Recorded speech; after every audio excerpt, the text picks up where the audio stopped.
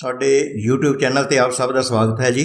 ਅੱਜ ਦੀ ਇਸ ਵੀਡੀਓ ਵਿੱਚ ਅਸੀਂ ਰੌਬਰਟ ਫਰੋਸਟ ਦੁਆਰਾ ਲਿਖੀ ਹੋਈ ਇੱਕ poem stopping by woods on a snowy evening ਦੀ ਐਕਸਪਲੇਨੇਸ਼ਨ ਸਟੈਂਜ਼ਾ ਵਾਈਜ਼ ਕਰਾਂਗੇ। ਪਰੰਤੂ ਵੀਡੀਓ ਸ਼ੁਰੂ ਕਰਨ ਤੋਂ ਪਹਿਲਾਂ ਆਪ ਸਭ ਨੂੰ ਗੁਜ਼ਾਰਿਸ਼ ਹੈ ਕਿ ਜੇਕਰ ਤੁਸੀਂ ਅਜੇ ਤੱਕ ਸਾਡੇ ਚੈਨਲ ਨੂੰ ਸਬਸਕ੍ਰਾਈਬ ਨਹੀਂ ਕੀਤਾ ਤਾਂ ਇਸ ਨੂੰ ਸਬਸਕ੍ਰਾਈਬ ਕਰ ਲਓ ਤਾਂ ਜੋ ਹਰੇਕ ਆਉਣ ਵਾਲੀ ਵੀਡੀਓ ਦਾ ਨੋਟੀਫਿਕੇਸ਼ਨ ਆਪ ਜੀ ਨੂੰ ਸਮੇਂ ਸਿਰ ਮਿਲ ਜਾਇਆ ਕਰੇ। ਇਹ ਜੋ ਪੋਇਮ ਹੈ stopping by woods on a snowy evening, ਇਹ ਰੌਬਰਟ ਫਰੋਸਟ ਦੀ ਲਿਖੀ ਹੋਈ ਹੈ ਜੋ ਕਿ ਅਮਰੀਕਾ ਦਾ ਇੱਕ ਪੋਇਟ ਸੀ ਔਰ ਇਸ ਨੇ ਅਮਰੀਕਾ ਦੇ ਵਿੱਚ ਪੋਇਟਰੀ ਲਿਖਣੀ ਸ਼ੁਰੂ ਕੀਤੀ ਭਾਵੇਂ, ਪਰੰਤੂ ਇੱਥੇ ਬਹੁਤੀ ਸਫਲਤਾ ਨਹੀਂ ਮਿਲੀ ਔਰ ਉਸ ਤੋਂ ਬਾਅਦ ਇੰਗਲੈਂਡ ਚਲੇ ਗਏ ਔਰ ਉੱਥੇ ਜਾ ਕੇ ਵੀ ਇਹ ਕੰਮ ਸ਼ੁਰੂ ਰੱਖਿਆ ਤੇ ਫਿਰ ਦੁਬਾਰਾ ਫਿਰ ਇੱਥੇ ਅਮਰੀਕਾ ਦੇ ਵਿੱਚ ਜਦੋਂ ਆਏ ਤੇ ਫਿਰ ਉਹਨਾਂ ਦੇ ਜੋ ਵੀ ਪੋਇਮ ਸੀ ਜਾਂ ਹੋਰ ਵਰਕ ਸੀ ਉਹਨਾਂ ਦੀ ਵੈਲਿਊ ਪਈ ਔਰ ਬਹੁਤ ਹੀ ਪ੍ਰਸਿੱਧ ਜੋ ਪੋਇਟ ਹੋ ਕੇ ਇਹ ਨਿਬੜੇ ਔਰ ਇਸ ਤਰ੍ਹਾਂ ਕਰਕੇ ਇਹਨਾਂ ਨੂੰ 4 ਵਾਰ ਅਮਰੀਕਨ ਪ੍ਰਾਈਜ਼ ਜਿਹੜਾ ਹੈਗਾ ਜਿਸ ਦਾ ਕਿ ਨਾਮ ਹੈ ਪੁਲਿਟਜ਼ਰ ਪ੍ਰਾਈਜ਼ਸ ਦਿੱਤੇ ਗਏ ਔਰ ਬਹੁਤ ਹੀ ਹਰਮਨ ਪਿਆਰਾ ਕਵੀ ਜੋ ਹੈ ਉਹ ਸਿੱਧ ਹੋਇਆ। ਤੇ ਹੁਣ ਅਸੀਂ ਦੱਸਾਂਗੇ ਕਿ ਉਹਨਾਂ ਦਾ ਜਨਮ ਕਦੋਂ ਹੋਇਆ ਸੀ। 1874 ਦੇ ਵਿੱਚ, ਮਤਲਬ ਕਿ 1874 ਦੇ ਵਿੱਚ ਉਹਨਾਂ ਦਾ ਜਨਮ ਹੋਇਆ ਤੇ ਡੈਥ ਹੋਈ ਹੈ 1963 ਦੇ ਵਿੱਚ ਔਰ ਆਪਣੇ ਕਾਰਜਕਾਲ ਦੇ ਦੌਰਾਨ ਪਪੂਲੈਰਿਟੀ ਬਹੁਤ ਉਹਨਾਂ ਦੀ ਹੋਈ। ਤੇ ਇਹ ਜੋ ਪੋਇਮ ਹੈ ਨਾ stopping by woods on a snowy evening, ਇਹ it's a very important poem. ਕਿਸ ਕਰਕੇ? ਕਿਉਂਕਿ ਬਹੁਤ ਸਾਰੀਆਂ ਕਲਾਸਾਂ ਦੇ ਵਿੱਚ ਇਸ ਨੂੰ ਇਨਕਲੂਡ ਕੀਤਾ ਗਿਆ ਸਿਲੇਬਸ ਦੇ ਵਿੱਚ, 10th ਦੇ ਵਿੱਚ ਵੀ, +2 ਦੇ ਵਿੱਚ ਔਰ ਇੱਥੋਂ ਤੱਕ ਕਿ BA ਕਲਾਸਿਸ ਦੇ ਵਿੱਚ ਵੀ ਹੈ ਔਰ ਕੰਪੀਟੀਟਿਵ ਟੈਸਟਾਂ ਦੇ ਵਿੱਚ ਵੀ ਕੰਪਰੀਹੈਂਸ਼ਨ ਦੇ ਤੌਰ ਦੇ ਉੱਤੇ ਇਹ ਪੋਇਮ ਆ ਜਾਇਆ ਕਰਦੀ ਹੈ ਔਰ ਡਿਫਰੈਂਟ ਟਾਈਪ ਆਫ ਕੁਐਸਚਨਸ ਪੁੱਛੇ ਜਾਂਦੇ ਨੇ। ਤੇ ਜੇਕਰ ਅਸੀਂ ਬੜੇ ਧਿਆਨ ਦੇ ਨਾਲ ਇਸ ਪੋਇਮ ਨੂੰ ਰੀਡ ਕੀਤਾ ਹੋਵੇ ਤੇ ਵੀ are able to answer all those questions correctly, ਤਾਂ ਅਸੀਂ ਹੁਣ ਸਟੈਂਜ਼ਾ ਵਾਈਜ਼ ਇਸ ਦੀ ਜੋ ਐਕਸਪਲੇਨੇਸ਼ਨ ਕਰਾਂਗੇ ਔਰ ਇਹ ਜਿਹੜੀ ਐਕਸਪਲੇਨੇਸ਼ਨ ਹੈ ਪੰਜਾਬੀ ਦੇ ਵਿੱਚ ਵੀ ਹੋਏਗੀ ਔਰ ਇੰਗਲਿਸ਼ ਦੇ ਵਿੱਚ, ਯਾਨੀ ਕਿ ਮਿਕਸ ਹੋਏਗੀ। ਔਰ ਆਓ ਹੁਣ ਸ਼ੁਰੂ ਕਰਦੇ ਹਾਂ ਇਸ ਪੋਇਮ ਦੀ ਸਟੈਂਜ਼ਾ ਵਾਈਜ਼ ਐਕਸਪਲੇਨੇਸ਼ਨ। ਤਾਂ ਪਹਿਲੀਆਂ 4 ਲਾਈਨਾਂ, ਪਹਿਲਾ ਸਟੈਂਜ਼ਾ ਜੋ ਹੈ ਇਹ ਹੈ Whose woods these are I think I know, his house is in the village though, he will not see me stopping here to watch his woods fill up with snow। ਤਾਂ ਹੁਣ ਇੱਥੇ ਕਿਆ ਪ੍ਰਗਟ ਕੀਤਾ ਹੋਇਆ ਹੈ? Whose woods these are I think I know, ਇੱਥੇ ਜੋ ਨਰੇਟਰ ਹੈ ਉਹ ਇੱਕ ਘੋੜ ਸਵਾਰ ਹੈ, ਘੋੜੇ ਤੇ ਸਵਾਰ ਹੈ, ਉਹ ਆਪਣੇ ਸਫ਼ਰ ਦੇ ਉੱਤੇ ਹੈ, ਜਰਨੀ ਦੇ ਉੱਤੇ ਹੈ ਔਰ ਜੰਗਲਾਂ ਦੇ ਵਿੱਚੋਂ ਦੀ ਲੰਘ ਰਿਹਾ ਹੁੰਦਾ ਹੈ। ਤੇ ਜਦੋਂ ਸੰਘਣੇ ਜੰਗਲਾਂ ਦੇ ਵਿੱਚੋਂ ਦੀ, ਹਰੇ ਭਰੇ ਜੰਗਲਾਂ ਦੇ ਵਿੱਚੋਂ ਦੀ ਮਨਮੋਹਕ ਨਜ਼ਾਰੇ ਤੇ ਪਹੁੰਚਦਾ ਹੈ ਤੇ ਉੱਥੇ ਉਸ ਦੇ ਮਨ ਦੇ ਵਿੱਚ ਵਿਚਾਰ ਆਉਂਦਾ ਹੈ ਕਿ ਇਹ ਜੋ ਜੰਗਲ ਹਨ ਇਹਨਾਂ ਦੇ ਓਨਰ ਦੇ ਬਾਰੇ ਸ਼ਾਇਦ ਉਸ ਨੂੰ ਪਤਾ ਹੈ। ਤਾਂ ਲਿਖਿਆ Whose woods these are I think I know, ਕਹਿੰਦਾ ਮੈਂ ਸਮਝਦਾ ਹਾਂ, ਮੈਂ ਸੋਚਦਾ ਹਾਂ, ਮੈਨੂੰ ਪਤਾ ਹੈ ਕਿ ਇਹ ਜੰਗਲ ਕਿਸ ਦੇ ਹਨ। His house is in the village though, ਭਾਵੇਂ ਕਿ ਉਸ ਦਾ ਘਰ ਜੋ ਹੈ ਉਹ ਪਿੰਡ ਦੇ ਵਿੱਚ ਹੈ। ਕਹਿਣ ਦਾ ਭਾਵ ਇੱਥੇ ਇਸ ਜਗ੍ਹਾ ਦੇ ਉੱਤੇ ਉਸ ਦਾ ਘਰ ਨਹੀਂ ਹੈ, ਨਾਲ ਵਾਲੇ ਪਿੰਡ ਦੇ ਵਿੱਚ, ਯਾਨੀ ਕਿ ਇੱਥੋਂ ਕੁਝ ਦੂਰੀ ਦੇ ਉੱਤੇ ਜੋ ਇੱਕ ਗਾਂਵ ਹੈ ਉੱਥੇ ਉਸ ਦਾ ਓਨਰ ਦਾ ਘਰ ਹੈ ਔਰ ਉਹ ਇੱਥੇ ਐਟ ਪ੍ਰੈਜ਼ੈਂਟ ਨਹੀਂ ਦੇਖ ਰਿਹਾ। He will not see me stopping here to watch his woods fill up with snow, ਕਹਿੰਦੇ ਉਸ ਨੂੰ ਤਾਂ ਪਤਾ ਹੀ ਨਹੀਂ ਚੱਲੇਗਾ ਕਿ ਮੈਂ ਇੱਥੇ ਰੁਕਿਆ ਹਾਂ ਤੇ ਉਸ ਨੂੰ ਉਸ ਦੇ ਜੋ ਬਹੁਤ ਹੀ ਮਨਮੋਹਕ ਜੰਗਲ ਹਨ, ਦਰਖਤ ਹਨ ਹਰੇ ਭਰੇ ਔਰ ਜਿਹੜੇ ਕਿ ਬਰਫ਼ ਦੇ ਨਾਲ ਲੱਦੇ ਹੋਏ ਹਨ, ਬੜਾ ਹੀ ਮਨਮੋਹਕ ਨਜ਼ਾਰਾ, ਬਹੁਤ ਹੀ ਸੁੰਦਰ ਨਜ਼ਾਰਾ ਪੇਸ਼ ਕਰ ਰਹੇ ਹਨ। ਜਦੋਂ ਮੈਂ ਇਹਨਾਂ ਦਾ ਆਨੰਦ ਮਾਣ ਰਿਹਾ ਹੋਵਾਂਗਾ ਤੇ ਉਸ ਨੂੰ ਤੇ ਪਤਾ ਹੀ ਨਹੀਂ ਚੱਲਣਾ ਹੈ। ਕਿਸ ਨੂੰ ਪਤਾ ਨਹੀਂ ਚੱਲਣਾ ਹੈ? ਯਾਨੀ ਕਿ ਇਹਨਾਂ ਜੰਗਲਾਂ ਦੇ ਮਾਲਕ ਨੂੰ ਕੋਈ ਵੀ ਪਤਾ ਨਹੀਂ ਚੱਲਣਾ ਹੈ ਕਿ ਮੈਂ ਇਸ ਨੂੰ ਇੰਜੋਏ ਕਰ ਰਿਹਾ ਹਾਂ, ਇਸ ਬਿਊਟੀਫੁਲ ਸਾਈਟ ਨੂੰ, ਬਿਊਟੀਫੁਲ ਸੀਨ ਨੂੰ ਮੈਂ ਇੰਜੋਏ ਕਰ ਰਿਹਾ ਹਾਂ। ਯਾਨੀ ਕਿ ਹਾਰਸ ਰਾਈਡਰ ਜੋ ਹੈ ਉਹ ਆਪਣੇ ਮਨ ਦੇ ਵਿੱਚ ਕਿਆਸ ਕਰ ਰਿਹਾ, ਮਨ ਦੇ ਵਿੱਚ ਸੋਚ ਰਿਹਾ ਕਿ ਉਸ ਨੂੰ ਕੀ ਪਤਾ ਚੱਲਣਾ ਹੈ, ਉਸ ਨੂੰ ਤੇ ਪਤਾ ਚੱਲੇਗਾ ਹੀ ਨਹੀਂ ਇਸ ਦੇ ਬਾਰੇ। ਫਿਰ ਉਸ ਤੋਂ ਅੱਗੇ ਜੋ ਹੈ ਸੈਕੰਡ ਸਟੈਂਜਾ ਸ਼ੁਰੂ ਹੁੰਦਾ ਹੈ, ਕਹਿੰਦਾ my little horse must think it queer to stop without a farmhouse near between the woods and frozen lake the darkest evening of the year। ਹੁਣ ਉਸ ਦਾ ਜੋ ਘੋੜਾ ਹੈ ਜਿਸ ਦੇ ਉੱਤੇ ਕਿ ਉਹ ਸਵਾਰ ਹੈ, ਉਹ ਬੜਾ ਅਜੀਬ ਫੀਲ ਕਰ ਰਿਹਾ ਹੈ, ਅਜੀਬ ਫੀਲ ਕਰ ਰਿਹਾ ਹੈ। ਕਹਿੰਦਾ my little horse must think it queer, queer ਹੁੰਦਾ ਅਜੀਬ, ਬੜਾ ਅਜੀਬ ਸੋਚ ਰਿਹਾ ਹੈ ਮੇਰਾ ਜੋ ਘੋੜਾ ਹੈ। ਕਿਉਂ? To stop without a farm house near, ਕਿ ਇੱਥੇ ਆਰਾਮ ਕਰਨ ਦੇ ਵਾਸਤੇ ਕੋਈ ਘਰ ਤੇ ਹੈ ਨਹੀਂ, ਫਾਰਮ ਹਾਊਸ ਹੈ ਨਹੀਂ, ਯਾਨੀ ਕਿ ਖੇਤਾਂ ਦੇ ਵਿੱਚ ਜਾਂ ਜੰਗਲਾਂ ਦੇ ਵਿੱਚ ਬਣਿਆ ਹੋਇਆ ਕੋਈ ਘਰ, ਕੋਈ ਬਿਲਡਿੰਗ, ਕੋਈ ਰਹਿਣ ਦੀ ਜਗ੍ਹਾ, ਕੋਈ ਸ਼ੈਲਟਰ ਤੇ ਹੈ ਨਹੀਂ। ਤੇ ਫਿਰ ਇਹ ਰੁਕ ਕਿਉਂ ਗਿਆ ਹੈ ਉਸ ਦਾ ਮਾਲਕ? ਉਹਦਾ ਜਿਹੜਾ ਰਾਈਡਰ ਹੈ, ਘੋੜਾ ਸੋਚ ਰਿਹਾ ਹੈ ਕਿ ਇਹ ਰੁਕ ਕਿਉਂ ਗਿਆ ਹੈ ਇੱਥੇ, ਵੀ ਬੜੀ ਅਜੀਬ ਗੱਲ ਹੈ, ਬੜਾ ਅਜੀਬ ਉਸ ਨੂੰ ਮਹਿਸੂਸ ਹੋ ਰਿਹਾ, ਯਾਨੀ ਕਿ ਹਾਰਸ ਨੂੰ। Between the woods and frozen lake the darkest evening of the year, ਤੇ ਇਹਨਾਂ ਵੁੱਡਸ ਤੇ ਇਹਨਾਂ ਜੰਗਲਾਂ ਦੇ ਵਿਚਕਾਰ ਯਾਨੀ ਕਿ ਇੱਕ ਜੰਮੀ ਹੋਈ ਝੀਲ, ਯਾਨੀ ਕਿ ਬਹੁਤ ਜ਼ਿਆਦਾ ਠੰਡ ਹੈ ਔਰ ਝੀਲ ਜੰਮ ਚੁੱਕੀ ਹੈ, ਪਾਣੀ ਦੀ ਭਰੀ ਹੋਈ ਝੀਲ, ਪਹਿਲਾਂ ਪਾਣੀ ਸੀ, ਫਿਰ ਉਸ ਨੂੰ ਹੁਣ ਉਹ ਲੇਕ ਬਦਲ ਗਈ ਹੈ ਫਰੋਜ਼ਨ, ਯਾਨੀ ਕਿ ਉਹ ਜੰਮ ਚੁੱਕੀ ਹੈ, ਇੰਨੀ ਜ਼ਿਆਦਾ ਸਰਦੀ ਹੈ, ਇੰਨੀ ਜ਼ਿਆਦਾ ਠੰਡ ਹੈ। ਔਰ ਇਹ ਈਵਨਿੰਗ ਹੈ, ਜੋ ਇਹ ਸ਼ਾਮ ਜੋ ਹੈ, ਇਹ ਸਾਰੇ ਸਾਲ ਦੀ ਸਭ ਤੋਂ ਘਣੀ, ਸਭ ਤੋਂ ਡਾਰਕ ਘਣੀ, ਯਾਨੀ ਕਿ ਡਾਰਕ ਈਵਨਿੰਗ ਹੈ, ਸ਼ਾਮ ਹੈ।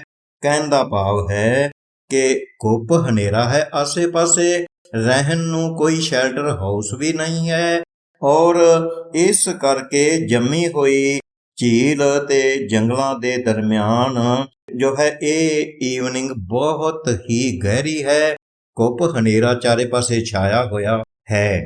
ਇਸ ਤੋਂ ਅੱਗੇ ਥਰਡ ਸਟੈਂਜਾ ਹੈ, he gives his harness bells a shake to ask if there is some mistake, the only other sound the sweep of easy wind and downy flake।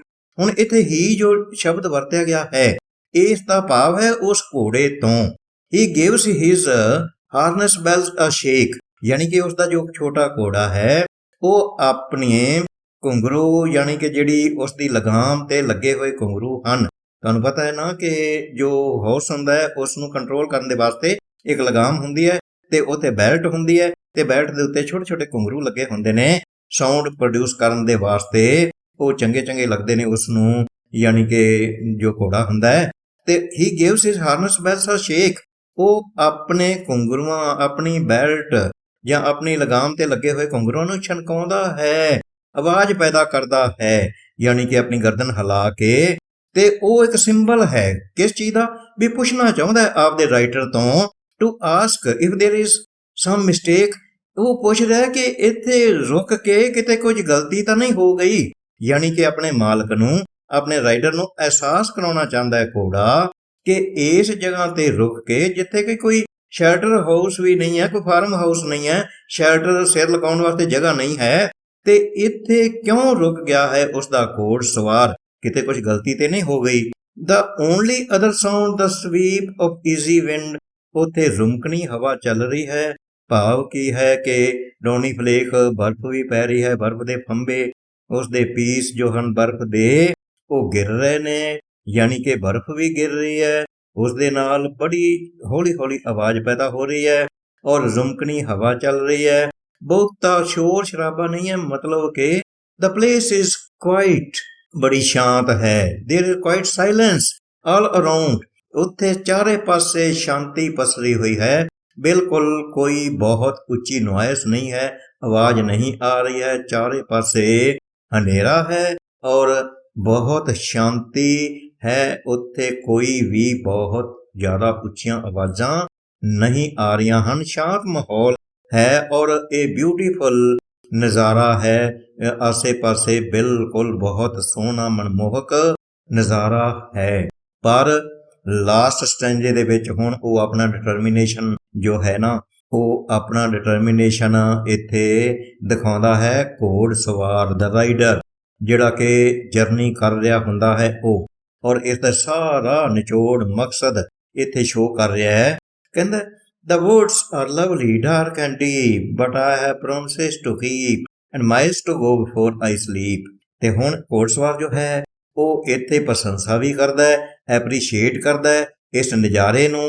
ਕਹਿੰਦਾ ਹੈ ਕਿ ਇਹ ਜੋ ਜੰਗਲ ਹਨ, ਵੁੱਡਸ ਤੋਂ ਭਾਵ ਇੱਥੇ ਜੰਗਲ ਤੋਂ ਹੈ, ਹਰੇ ਭਰੇ ਦਰਖਤਾਂ ਤੋਂ ਹੈ। the woods are lovely, ਬਹੁਤ ਪਿਆਰੇ ਹਨ ਇਹ ਦਰਖਤ, ਜੰਗਲ, ਤੇ ਡਾਰਕ ਬੜੇ ਸੰਘਣੇ ਹਨ, ਘਣੇ ਹਨ, ਐਂਡ ਡੀਪ ਤੇ ਬਹੁਤ ਗਹਿਰੇ ਹਨ, ਭਾਵ ਕਿ there is so much things which can be explored from here। ਇੱਥੇ ਖੋਜਣ ਵਾਸਤੇ ਵੀ ਬਹੁਤ ਕੁਝ ਹੈ। but I have promises to keep, ਹੁਣ ਉਹਨੂੰ ਯਾਦ ਆਉਂਦਾ ਹੈ, ਪਰੰਤੂ ਕਹਿੰਦਾ ਹੈ ਕਿ ਇਹ ਨਜ਼ਾਰਾ ਬਹੁਤ ਸ਼ਾਨਦਾਰ ਹੈ, ਮਨਮੋਹਕ ਨਜ਼ਾਰਾ ਹੈ, ਸ਼ਾਂਤ ਮਾਹੌਲ ਹੈ। ਇੱਥੇ ਜੇਕਰ ਇੰਜੋਇਮੈਂਟ ਕਰ ਲਈ ਜਾਵੇ ਤੇ ਬੈਟਰ ਹੋਵੇਗਾ, ਪਰ ਕਿਉਂ ਨਹੀਂ ਰੁਕਣਾ ਹੈ, ਇੱਥੇ ਇੰਜੋਇਮੈਂਟ ਕਰਨੀ ਕਿਉਂ ਨਹੀਂ ਹੈ? ਉਸ ਦਾ ਕਾਰਨ ਆਪ ਹੀ ਅਗਲੀਆਂ ਲਾਈਨਾਂ ਦੇ ਵਿੱਚ ਉਹ ਹਾਰਸ ਰਾਈਡਰ ਕਹਿ ਰਿਹਾ ਹੈ, but I have promised to keep, ਪਰੰਤੂ ਮੈਂ ਤੇ ਅਜੇ ਬਹੁਤ ਜ਼ਿਆਦਾ ਵਾਅਦੇ ਪੂਰੇ ਕਰਨੇ ਹਨ। ਭਾਵ ਕੀ ਹੈ ਕਿ ਕਿਸੇ ਨਾਲ ਵਾਅਦਾ ਕੀਤਾ ਹੋਇਆ ਹੈ, ਅੱਗੇ ਜਾ ਕੇ ਉਸਦਾ ਡੈਸਟੀਨੇਸ਼ਨ ਤੇ ਕਿਸੇ ਨੂੰ ਉਸਨੇ ਮਿਲਣਾ ਹੈ, ਉੱਥੇ ਪਹੁੰਚਣਾ ਹੈ, Valentine. But I have promised to keep, ਪਰੰਤੂ ਮੈਂ ਤੇ ਅਜੇ ਆਪਣੇ ਵਾਅਦੇ ਪੂਰੇ ਕਰਨੇ ਹਨ। And miles to go before I sleep, ਤੇ ਇਸ ਤੋਂ ਪਹਿਲਾਂ ਕਿ ਮੈਂ ਆਰਾਮ ਕਰਾਂ, ਉਸ ਤੋਂ ਪਹਿਲਾਂ ਅਜੇ ਤੇ ਮੇਰੇ ਸਾਹਮਣੇ ਬਹੁਤ ਸਫ਼ਰ ਪਿਆ ਹੈ। And miles to go before I sleep, ਕਿ ਅਜੇ ਬਹੁਤ ਸਫ਼ਰ ਹੈ, ਲੰਬਾ ਸਫ਼ਰ ਹੈ ਜਿਹੜਾ ਕਿ ਮੈਨੂੰ ਤੈਅ ਕਰਨਾ ਪੈਣਾ ਹੈ ਉੱਥੇ ਪਹੁੰਚਣ ਦੇ ਵਾਸਤੇ।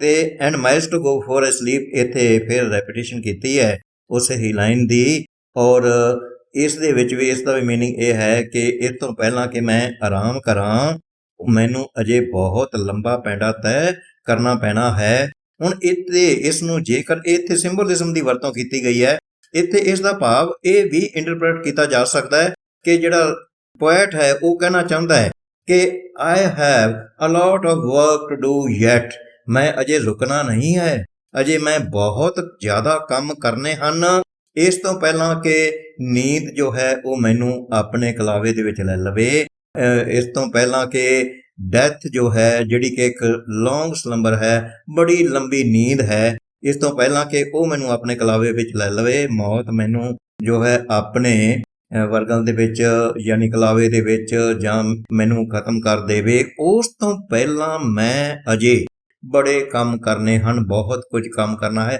ਲੰਬਾ ਪੈਂਡਾ ਤੈਅ ਕਰਨਾ ਹੈ। ਲੰਬਾ ਪੈਂਡਾ ਤੈਅ ਕਰਨ ਦਾ ਮਤਲਬ ਕਿ lot of work is to be done by me yet, ਅਜੇ ਮੈਂ ਬਹੁਤ ਕੰਮ ਕਰਨੇ ਹਨ। ਇੱਕ ਤਰ੍ਹਾਂ ਦੇ ਨਾਲ ਇਹ ਸਿੰਬੋਲਿਜ਼ਮ ਦੀ ਇੱਥੇ ਵਰਤੋਂ ਕੀਤੀ ਗਈ ਹੈ। ਤੇ ਜੇਕਰ ਇਹਦਾ ਲਿਟਰੇਰੀ ਮੀਨਿੰਗ ਵੀ ਵੇਖੀਏ ਤਾਂ ਲਿਟਰੇਰੀ ਮੀਨਿੰਗ ਵੀ ਇਸ ਦਾ ਇਹੀ ਬਣਦਾ ਹੈ ਕਿ ਉਹ ਆਪਣੇ ਆਪ ਨੂੰ ਇਹ ਅਹਿਸਾਸ ਕਰਵਾ ਰਿਹਾ ਹੈ ਕਿ ਭਾਵੇਂ ਇੱਥੇ ਰੁਕ ਜਾਣਾ ਤੇ ਇੰਜੋਇਮੈਂਟ ਕਰਨੀ ਬੜਾ ਫਾਇਦੇਮੰਦ ਰਹੇਗਾ ਔਰ ਮਨ ਨੂੰ ਬੜੀ ਸ਼ਾਂਤੀ ਦੇਵੇਗਾ, ਸਕੂਨ ਦੇਵੇਗਾ, ਬਹੁਤ ਜ਼ਿਆਦਾ ਐਂਟਰਟੇਨਮੈਂਟ ਹੋਏਗੀ, ਪਰ ਨਹੀਂ ਰੁਕਣਾ ਹੈ, ਕਿਉਂਕਿ duty comes first and the rest comes afterward. ਪਹਿਲਾਂ ਡਿਊਟੀ, ਫਿਰ ਬਾਅਦ ਦੇ ਵਿੱਚ ਆਰਾਮ ਤੇ ਐਂਟਰਟੇਨਮੈਂਟ ਬਾਅਦ ਦੀਆਂ ਗੱਲਾਂ ਨੇ। ਇਸ ਕਰਕੇ ਪਹਿਲਾਂ ਤਾਂ ਮੈਂ ਆਪਣਾ ਮੇਰੇ ਜਿਵੇਂ ਜੋ ਕੰਮ ਲੱਗਿਆ ਹੋਇਆ ਹੈ ਪਹਿਲਾਂ ਮੈਂ ਉਸ ਨੂੰ ਪੂਰਾ ਕਰਾਂ, ਤੇ ਉਸ ਤੋਂ ਬਾਅਦ ਲੰਬਾ ਪੈਂਡਾ ਤੈਅ ਕਰਨ ਤੋਂ ਬਾਅਦ, ਲੰਬੀ ਜਰਨੀ ਨੂੰ ਕੰਪਲੀਟ ਕਰਨ ਤੋਂ ਬਾਅਦ, ਯਾਨੀ ਕਿ ਜਿਹੜਾ ਕੰਮ ਮੇਰੇ ਜ਼ਿੰਮੇ ਲੱਗਿਆ ਹੋਇਆ ਹੈ ਉਸ ਨੂੰ ਪੂਰਾ ਕਰਨ ਤੋਂ ਬਾਅਦ ਫਿਰ ਜੋ ਹੈ ਉਹ ਡੈਥ ਰੂਪੀ ਜੋ ਲੰਬੀ ਨੀਂਦ ਹੈ ਉਸ ਦੇ ਵਿੱਚ ਮੈਂ ਸੌਂ ਜਾਣਾ ਹੈ, ਲੰਬਾ ਆਰਾਮ ਕਰਨਾ ਹੈ।